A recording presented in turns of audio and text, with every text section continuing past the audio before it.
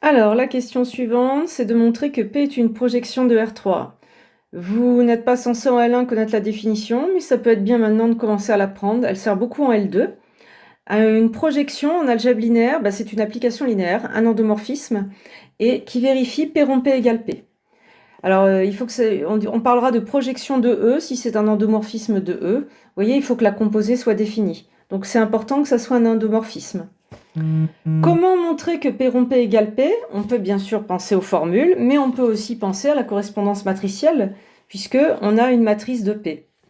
Et donc, d'après le cours, ce qui correspond à P rond P égale P, c'est matrice de P fois matrice de P égale matrice de P. C'est-à-dire A fois A, au sens du produit matriciel ligne-colonne, égale A. Donc, si on pense à la correspondance matricielle, eh bien, ce qu'on nous demande, c'est assez simple. On l'écrit par correspondance matricielle. Ce qu'on me demande de montrer, c'est exactement comme montrer A fois A égale A. Ici, vous voyez, P rond P égale P, c'est un booléen. C'est quelque chose qui peut être vrai ou faux. C'est pas comme un vecteur. Un vecteur n'est pas vrai ou faux. Donc un vecteur, on dira qu'il lui correspond une matrice. Mais ici, votre booléen, vous auriez pu mettre équivalent. P rond P égale P, équivalent à A fois A égale A.